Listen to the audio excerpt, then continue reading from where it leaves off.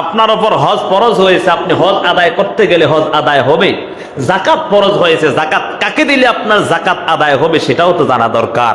কথা বলেন ঠিক না বেঠি? হ্যাঁ, এই যাকাত ফরজ হয় কাদের উপর? যাদের কাছে নেশাব পরিমাণ মাল আছে। বলে হুজুর নেশাব পরিমাণ মাল কোন দেশের হালুয়া আবার? হ্যাঁ, এই যাকাতের আবিধানিক অর্থ, শাব্দিক অর্থ হলো পবিত্রতা পাওয়া, পবিত্র করা। আরেক অর্থ আছে বৃদ্ধি পাওয়া, পবিত্র হওয়া, বৃদ্ধি পাওয়া।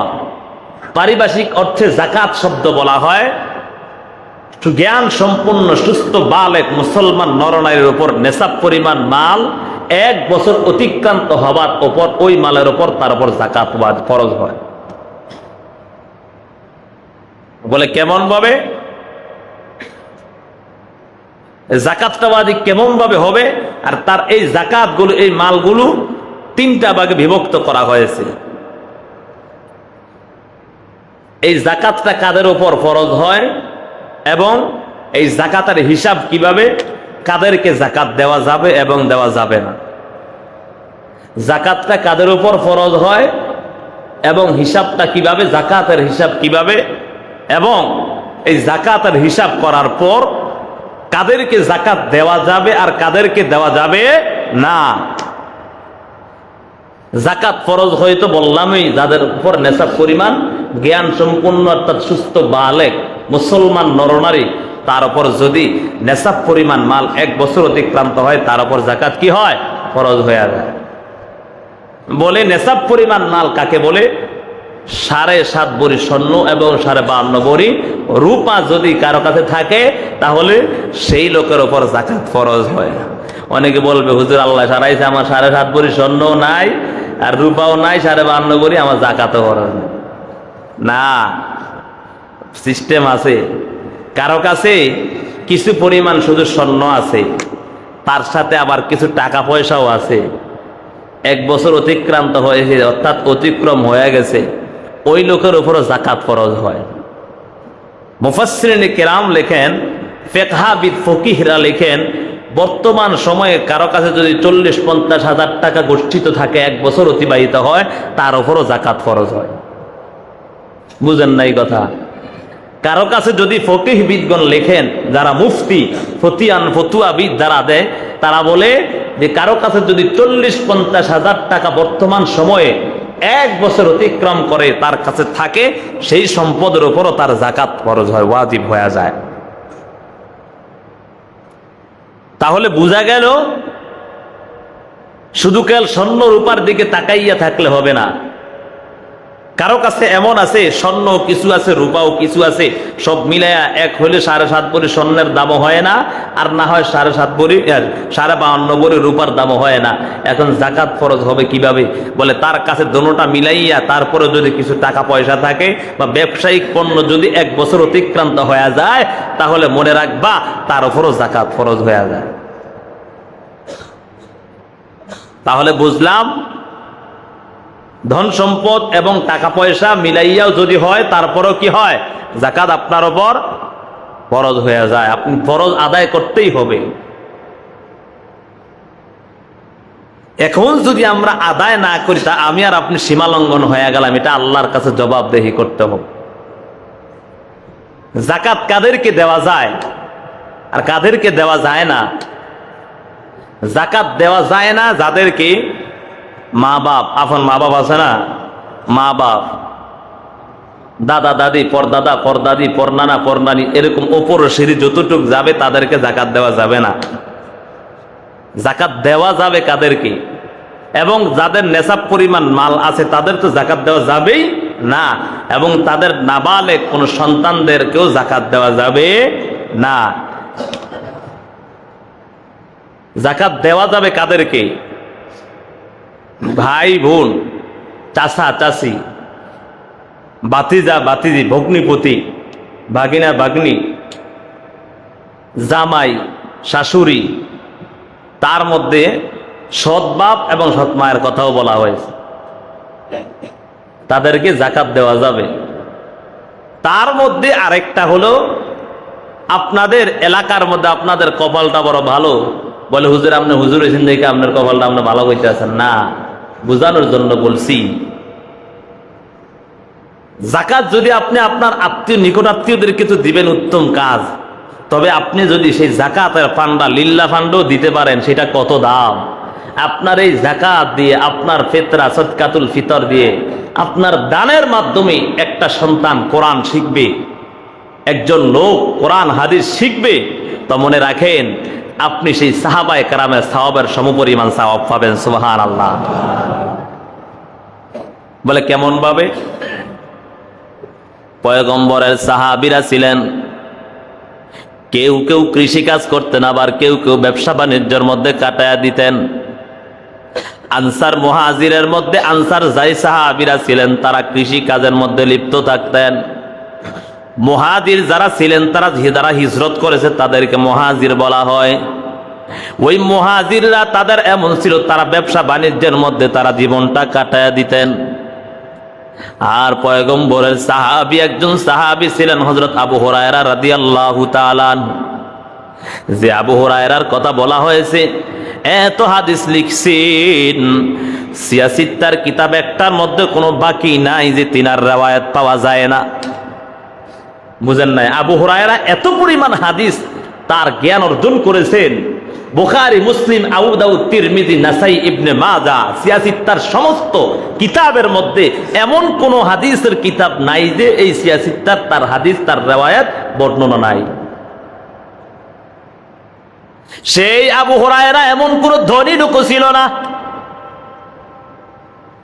এমন কোন ধনাঢ্য মুহাজির আনসার সাহাবীও ছিলেন না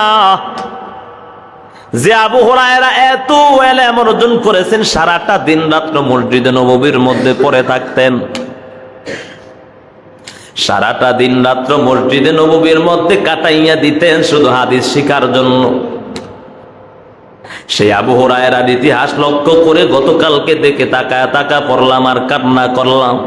আল্লাহ, তারা যদি আজকে কোরআন হাদিস নবীর থেকে না শিখতো, আজকে আমরাও কোরআন হাদিস পাইতাম না। কথা বলেন ঠিক নেই? যদি আজকে সাহাবায়ে কেরাম ওই কোরআন হাদিস গুলো মায়ার নবীর কাছ থেকে যদি লিপিবদ্ধ না করতেন, শিখে না রাখতেন, আমার মতো আপনার মতো কলির মধ্যে কোরআন শিখতে পারতাম না, হাদিস শিখতে পারতাম না। আমি আর আপনি মুসলমান হতাম কিনা সেটাও আমাদের জন্য সন্দেহ ছিল। কিন্তু তাকাইয়া দেখেন সাহাবায়ে কেরামরা যারা কোরআন শিখছে, হাদিস শিখছে, কত ধরনের কষ্ট করিয়া করিয়া তারপর কোরআন হাদিস শিখেছে রে বাবা। পয়গম্বরের সাহাবী আবু হুরায়রা একদিন কান্না করে ডাক দিয়া বলো, সাহাবায়ে কেরাম শুনিয়া নাও, শুনিয়া নাও। আমি মাঝে মাঝে যখন মায়ার নবীর কাছে পড়ে থাকতাম, মসজিদে নববীর মধ্যে পড়ে থাকতাম, ওই সময় আমি তাকাইয়া দেখতাম আমার কাছে এমন কোনো টাকা পয়সাও ছিল না যে আমি খাবার খাবো, ক্রয় করে খাবার খাবো, সেই টাকা পয়সাটাও আমার কাছে ছিল না। আমি এত দরিদ্র ছিলাম, দিনের দিন খাবার সুযোগ আমার হতো না। ও সাহাবায়ে কেরাম শুনিয়া নাও, আমার মাঝে মাঝে ক্ষুধার যন্ত্রণা এমন হইয়া যাইতো, আমি ক্ষুধার যন্ত্রণায় কাতর হইয়া অজ্ঞান হইয়া জমিনের মধ্যে মসজিদে নববীর পাশে পড়ে থাকতাম। ওই মানুষরা সাহাবায়ে কেরামরা মনে করত আমার মনে হয় মৃগী রোগ হয়েছে, অর্থাৎ মৃগী রোগ হলে দেখবেন মানুষ লাফায়া লাফায়া পড়ে যায়। বুঝেন না এই কথা? মৃগী রোগ বুঝেননি? মৃগী রোগ আপনারা কি বলেন? মৃগী রোগ বলে, দেখবেন মাঝে মাঝে জেহানে উঠে ওইখানে পড়ে যায়। বুঝেন না এই কথা? যদি পানির কাছে থাকে, আগুনের কাছে থাকে, এসব রোগীদেরকে ডাক্তাররা পানির কাছে, আগুনের কাছে, এসব রোগের কাছে যাইতে দেয় না। কথা বলেন ঠিক না বেঠিক? কারণ যখন উঠে তখনই মারা যায়, যদি কোনো হঠাৎ করে বেসটে পড়ে যায়। আবু হুরায়রা ডাক দেয়া বলে, ও সাহাবায়ে কেরাম শুনিয়া নাও, আমি মায়ার নবীর কাছ থেকে যখন হাদিস শুনতাম, আমি কামাই করার জন্য বাহিরে যাইতে পারতাম না। আমার মনের মধ্যে একটা ভয় থাকতো, কখন যেন মায়ার নবী একটা হাদিস বর্ণনা করে, আর আমি আবু হুরায়রা মায়ার নবীর হাদিস থেকে বিতাড়িত হয়ে যাব। সেই জিনিসটার জন্য আমার মনের মধ্যে বড় ভয়, আমার মনে সব সময় চিন্তা থাকতো, আমি যদি আমার মায়ার নবীর কাছ থেকে চলিয়া যাই তাহলে মনে হয় হাদিসগুলো ছুটিয়া যাইবে, আমি হাদিস শুনতে পারবো না, মুখস্থ করতে পারবো না। তার জন্য আমি কোথাও কাজ করতে যাইতাম না। আমি শুধু সারাটা দিন রাত্র মায়ার নবীর দরবারে পড়ে থাকতাম, কখন নবী একটা হাদিস বলবে সেই হাদিসটা আমি শুনিয়া মুখস্থ করে নিব। ও সাহাবায়ে কেরাম শুনিয়া নাও, আমি যখন ওই হাদিসগুলো শুনতাম আর মুখস্থ করতাম, আমি ঠিক মতো কামাই করতে পারতাম না, মানুষের কাছে গিয়া গিয়া কাজ করতে পারতাম না। কারণ হলো আমার থেকে যদি আমার মায়ার নবী হাদিস বলে সেটা ছুটে যায়, এই জন্য যাইতাম না। শুধু কোরআন হাদিস শেখার জন্য সারাটা দিন রাত্র মায়ার নবীর কাছে পড়ে থাকতাম, যার কারণে মাঝে মাঝে ক্ষুধার যন্ত্রণায় কাতর হইয়া যাইতাম। ক্ষুধার যন্ত্রণায় কাতর হইয়া অচেতন হইয়া জমিনের মধ্যে পড়ে থাকতাম। আর সাহাবায়ে কেরামরা আসিয়া আমাকে মাঝে মাঝে আসিয়া চামড়ার জুতাগুলো সঙ্গাইতো, যাতে করে আমার মৃগী রোগটা ভালো হয়ে যায়। মানুষ মনে করতো আমার মৃগী রোগ হয়ে গেছে, আসলে না না, আমার কোনো মৃগী রোগ কিছুই হয় না। আমি মাঝে মাঝে ক্ষুধার যন্ত্রণায় কাতর হইয়া জমিনের মধ্যে অচেতন হইয়া পড়ে যাইতাম। এত কষ্ট করেছি সাহাবায়ে কেরাম জানো। মায়ার নবী হাদিসের মধ্যে বলেন, যারা কোরআনওয়ালাদেরকে তাদের দান সদকা গুলো কোরআনওয়ালাদের অর্থাৎ লিল্লাহ ফান্ডের মধ্যে কোরআন শেখার জন্য দান করবে, তারা আবু হুরায়রাকে দান করার যে সওয়াব পেয়েছে, আমার আল্লাহ তাদেরকে সেই পরিমাণ সওয়াব তাদের আমলনামায় দান করবে। সুবহানাল্লাহ। এই জন্য বাবা আপনার দান দিয়ে, আপনার ধন সম্পদ দিয়া সন্তানগুলো কোরআন শিখবে, হাদিস শিখবে। এই জন্য বাবা আপনাদের সুযোগ আছে, লিল্লাহ ফান্ড আছে, সেই ফান্ডের মধ্যে আপনার যতটুকু সাধ্য আছে আপনি দিয়া যাবেন, কোনো বাধা নাই। তবে আপনার একটা টাকার দ্বারা যদি আমার আল্লাহর একটা কোরআনের অক্ষর শিখা হয়, এই একটা অক্ষরের বিনিময়ে তোমার জীবনটা সুন্দর হয়ে যেতে পারে। হাসরের ময়দানে আল্লাহর কাছে ডাক দেয়া বলবেন, আল্লাহ আপনার কোরআন শিখার জন্য, আপনার নবীর হাদিসগুলো শোনার জন্য, শিখার জন্য আমিও কিন্তু চেষ্টা করেছি। কথা বলেন ঠিক না বেঠি? ওই সময় আল্লাহর কাছে মর্জি করলে আল্লাহ মাফ করতেও পারে কি পারে না? কথা বলেন পারে কি পারে না? এই জন্য এই ধন সম্পদ গুলোর যাকাত দেওয়ার প্রয়োজন আছে না নাই? ওই যে বললাম আল্লাহ হাসরের ময়দানে বলবে, আমি আল্লাহ তোমাদের কাছে ধার চাইলাম, কর্জে হাসানা চাইলাম, তোমরা আমাকে কর্জে হাসানা দাও নাই, তোমরা আমাকে খাবার দাও না, তোমাদের কাছে রিজিক চাইলাম, তোমরা আমাকে রিজিক দাও না। ওই সময় আমরা ডাক দিয়া বলবো, আল্লাহ আমরা কেমন ভাবে আপনাকে দিব? আপনাকে তো আমরা কখনো পাইলাম না, আপনি আমাদের কাছে কখনো তো কর্জে হাসানা চান না, আপনি হলেন ধনী, আপনি কেমন করে আবার আমাদের কাছে কর্জে হাসানা চান? আল্লাহ বলেন, ওয়া আকরিদুল্লাহ করদন হাসানা, শুনিয়া নাও শুনিয়া নাও, কর্জে হাসানা চাইলাম মানে উত্তম হাসানা চাইয়া তোমাদেরকে এই কথা বুঝালাম, তোমরা আমাকে দিবা মানে আমার দরিদ্র বান্দা বান্দীদেরকে দিবা। হাসরের ময়দানে যখন জাহান্নামীদেরকে জাহান্নামে দেওয়া হবে, জাহান্নামীদেরকে ডাক দিয়া বলবে, মা সালাকাকুম ফি সাকর, তোমাদেরকে কোন জিনিস তোমাদেরকে জাহান্নামে নিয়ে গেল? হে জাহান্নামীরা বলো, তোমাদেরকে কোন জিনিস তোমাদেরকে জাহান্নামে নিয়ে গেল একটু জানতে চাই। তারা ওই সময় সাথে সাথে জবাব দিয়া বলবে, ক্বালু লাম নাকু মিনাল মুসাল্লিন, আমরা সময় মতো নামাজ আদায় করতাম না, এই জন্য আমাদেরকে জাহান্নামে নিক্ষেপ করা হয়েছে। ওয়ালাম নাকু নুতঈমুল মিসকিন, আর যখন ক্ষুধার্তরা আমাদের কাছে আসলো আমরা তাদেরকে ক্ষুধার্তদেরকে খাবার দেই না।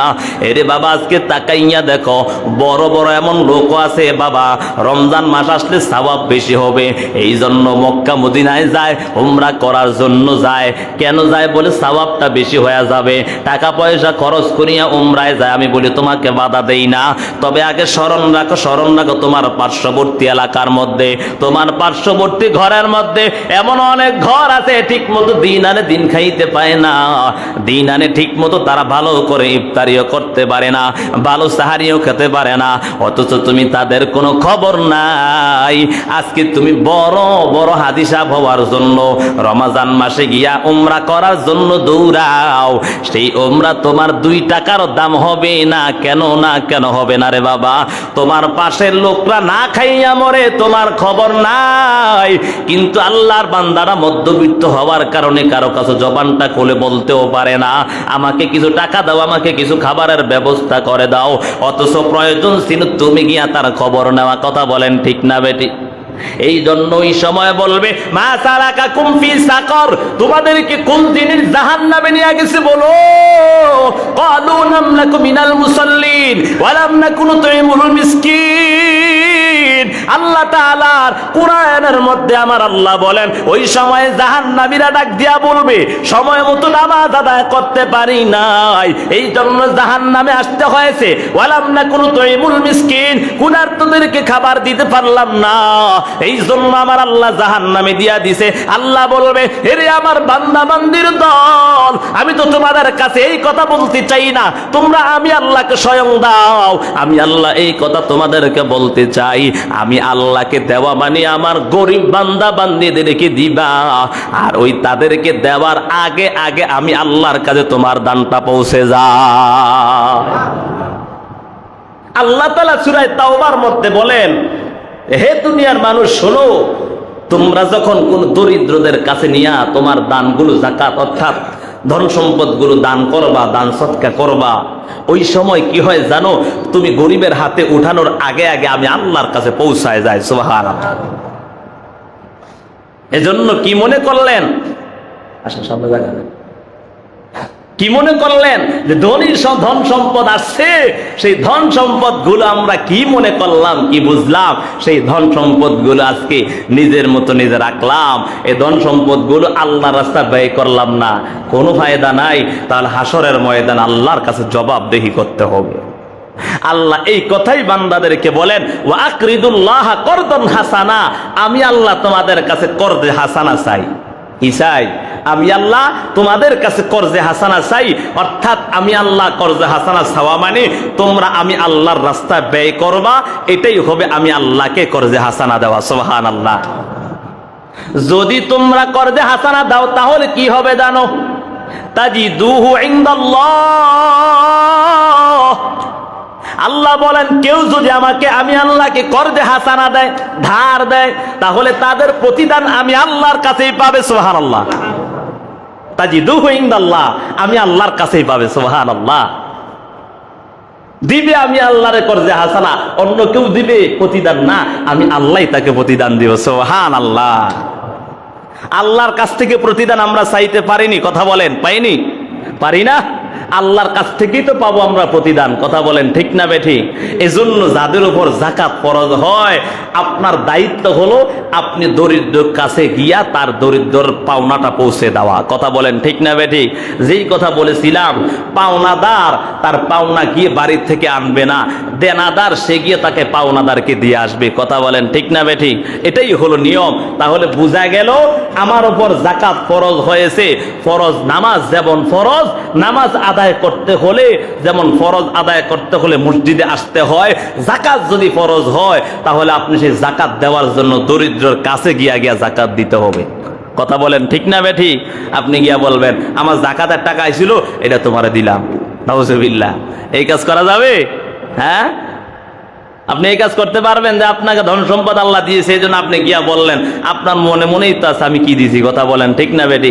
আবার অনেকে কি করে, মাঝে মাঝে 500 টাকা 600 টাকার কাপড় কুতুগুলো একবার বস্তা বইরা কিনা আনে, কিনাই না একবার স্বপ্নে সমানে বিলি করে। আরে কাপড় কেনার টাকা, মাঝে মাঝে কাপড় কিনে না হেরা। আপনি যদি আপনার সেই টাকাটা কিছু অ্যামাউন্ট মিলিয়া যদি আপনি তাকে দান করতে পারেন, সেই টাকাটা দিয়ে অন্য কোনো কাজও তো করতে পারে। কথা বলেন ঠিক না বেঠিক? এই ঈদের সময় আসলে অনেক দরিদ্রদেরকে অনেক রকমের মানুষ কাপড় চোপড় দেয়, দেওয়া, তবে দিলে কোনো বাধা নাই, হবে না যে এমন না। তবে আপনার বুঝতে হবে তার কোন জিনিসটা প্রয়োজন। কথা বলেন ঠিক না বেঠিক? তার কোন জিনিসটা প্রয়োজন সেটা আমার আর আপনার বুঝতে হবে। এই যাকাত দিলে কি হবে? যাকাত দিলে মালের পবিত্রতা অর্জন হবে। কি হবে? মালের পবিত্রতা অর্জন হবে। আল্লাহ তাআলা আপনার মালকে হেফাজত করবে। সুবহানাল্লাহ।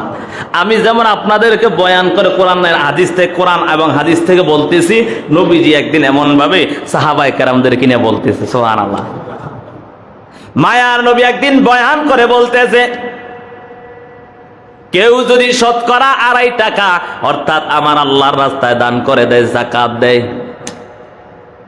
তাদের কত দাম, কত দাম। আমার আল্লাহ তাদেরকে, তাদের ওই মালগুলোকে নাপাক থেকে আমার আল্লাহ পবিত্র বানায়া দেয়। সুবহানাল্লাহ। শুধু তা নয়, শুধু তা নয়, শুনো ও দুনিয়ার মানুষেরা, সাহাবায়ে কেরাম শুনিয়া নাও, যারা তাদের ধন সম্পদ থেকে আল্লাহর রাস্তা ব্যয় করবে, যাকাত আসলে যাকাত দিবে, সদকায়ে ফিতর দিবে, অর্থাৎ তাদের ধন সম্পদ গুলো আমি আল্লাহ সমস্ত বিপদ থেকে আমি আল্লাহ হেফাজত করব। সুবহানাল্লাহ। এক ইহুদি মহিলা এই বয়ান শুনিয়া ফেলছে। ইহুদি হঠাৎ করে নবীদের এই বয়ান শুনছে। সে ছিল বড় ধনাঢ্য মহিলা এবং ব্যবসায়িক ছিল। চিন্তা করছে, হায় হায় রে, এই মক্কা নগরে আসতে হইলে মাঝে মাঝে এমন হয় ডাকাতেরা ধরে আমার ধন সম্পদ সব নিয়ে যায়। মুহাম্মদ তো কোনোদিন মিথ্যা কথা বলতে পারে না। সুবহানাল্লাহ বলবেন না? ওই যে বললাম একদিন, আবু জাহেল, আবু লাহাব বা সাহেবাও আমার নবীর বিরুদ্ধে যতই সবার সামনে বলুক, কিন্তু তারাও জানে নবী আল আমিন। কথা বলেন ঠিক না বে ঠিক? নবীকে তারাও বিশ্বাস করে, বিশ্বাস করিয়াই মাঝে মাঝে রাত্রে গভীরে গিয়া নবীর ঘরের কিনারায় দাঁড়ায় দাঁড়ায় কোরআন শোনে। সুবহানাল্লাহ। এমন ভাবে ইহুদি মহিলা শুনতে পাইল মুহাম্মদ বলেছে, যারা আল্লাহর রাস্তায় দান করবে, অর্থাৎ তারা যদি তাদের ধন সম্পদ গুলোর সদকা যাকাত গুলো আল্লাহর রাস্তায় দান করে দেয়, আল্লাহ তাআলা তাদের ধন সম্পদ গুলো সমস্ত বিপদ থেকে হেফাজত করবে। সুবহানাল্লাহ। এই কথা বলার পর ইহুদি মনে মনে নিয়ত করে ফেললো, আমার যত টাকা যাকাত আসবে সব দিব। কি কয়? একবার যা আছে পাই টু পাই হিসাব করে আমি যাকাত দিব। অনেক আছে দেখবেন 10 লাখ টাকা জায়গা দিয়েছে, 2 লাখ টাকা দিয়ে দিছে, আর 8 লাখ টাকা নিজে খাইছে, নিজের যাকাত নিজে খাইছে। কথা বলেন আছে না নাই? এমন বুঝেন নাই? সমাজে এমন নাই? নিজের যাকাত নিজে খায়, হ্যাঁ যাকাত আদায় হয়েছে, হ্যাঁ নিজের ময়লা নিজে খায়। বুঝেন নাই কথা? এমন আছে না সমাজে? এই সমাজে নাই, অন্য সমাজে তো থাকতে পারে। কথা বলেন ঠিক না বে ঠিক?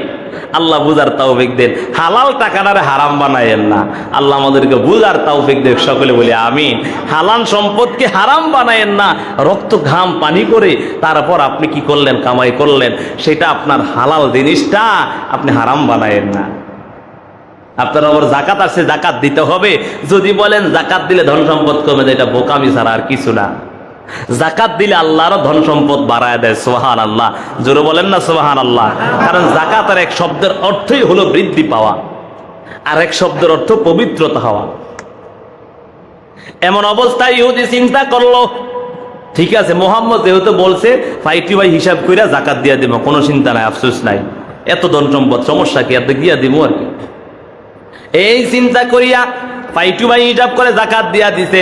এখন চিন্তার মধ্যে পড়ে গেল, যদি আবার চুরি হয়ে যায় ধন সম্পদ, কারণ ইহুদি তো ইমান তো নাই, মনে মনে একটা টেনশন, যদি আবার চুরি হয়ে যায়, এত টিয়া দিলাম, আবার যদি চুরি হয়, দূর যা বলা তাও এত কিছু জানার দরকার না, আমি মোহাম্মদে গিয়ে ধরবো। কি কয়? আমি মোহাম্মদরে গিয়া ডাইরেক্ট ধরবো যে তুমি ওয়াজ করছো, তোমার ওয়াজ শুনে আমি গিয়া দান করছি, সব দিয়া দিছি আমার অর্ধেক, অর্থাৎ 2.5 ভাগ এমন ভাবে দিয়া দিলাম, 40 ভাগের 1 ভাগ যাকাত দিয়া দিছি। তুমি তো বলছো, এখন যেহেতু এই কথা বলছো, এখন আমার চুরি হয়েছে, সব ধন সম্পদ তুমি দিবা।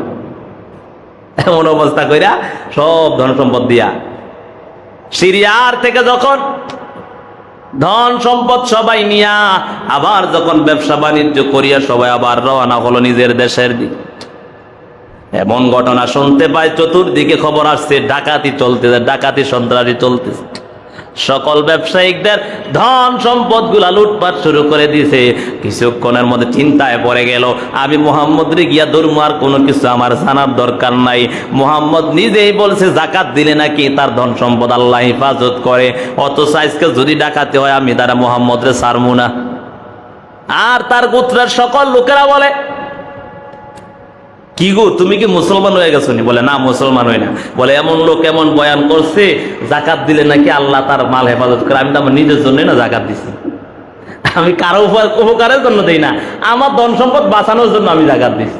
এই কথা বলিয়া সবাই তো ফেরেশান, নাই কোনো কিছু নাই, কিন্তু মহিলার ভিতরে ফেরেশান ঢুকে গেছে, হায় হায় ডাকাতি তো চলতে আছে, না জানি আমার সব ধন সম্পদ নিয়ে যাচ্ছে। এমন অবস্থা হয়ে গেল, ডাকাতি সব কিছু শেষ, যে আই হে দে মাল ছাড়া আইয়ে খালি হাত খাইলে আব্দুল্লাহ আইতেছে, হয় না মাঝে মাঝে ধন সম্পদ সব নিয়া দেখবেন ডাকাতিরা মাঝে মাঝে ধরে কাম হুজুর করে ধরলে মাহফিলে যাই মাঝে মাঝে কয় হুজুর সব দিয়া দিয়েছেন ঠিক আছে দোয়া করে না বলে গিয়া ঠিক হয় যে হুজুর দোয়া করে না বলে গিয়া হুজুরে দোয়া নি করে হেলে গিয়া মনে মনে বদ দোয়া করে কথা বলেন ঠিক না বেটি তুই সব লইয়া গেছো আমার কাছে দোয়া করেন এক লোকে কয় হুজুর আপনার ওয়াজ তো শুনি আপনি খুব সুন্দর ওয়াজ করেন ওয়াজও শুনি আমি ওয়াজ শুনছেন এমন কি হয়েছে টিয়ারে লয়ে গেলেন দিয়ে আপনি সব বুঝেন না এমন কথা সব খালি আইতেছে বুঝানোর জন্য বলে হাদিসের মধ্যে আসছে এই ঘটনাটা সুন্দরভাবে উল্লেখ করছে নবীজি বয়ান করিয়া সব শেষ নবীদের কোনো চিন্তা নাই কারণ আল্লাহ যেই কথা বলছে এই কথাই তো নবী বলে দিস এমন অবস্থার মধ্যে ইহুদি ওই মহিলার মনের মধ্যে খুব ক্ষোভ যে আসে হের দিয়ে মাল সমানা কিচ্ছু নাই আজকে যদি আমার ধন সম্পদে যাতে মোহাম্মদ আগে ধরুন হঠাৎ করে ঘরে গিয়া কিছুক্ষণ পর ঘরের থেকে আওয়াজ শুনতে পায় ওটের হেন হেনানি আওয়াজ শুনতে পায় সুবহানাল্লাহ এক না দুই না তিন না প্রত্যেক দিন যে 180টা উট কেউ কেউ বলেছেন 100 উট নিয়া আল্লাহর বান্দির ব্যবসায়িক সমস্ত কাফেলা আবার তার বাসায় এসে হাজির হয়ে যায়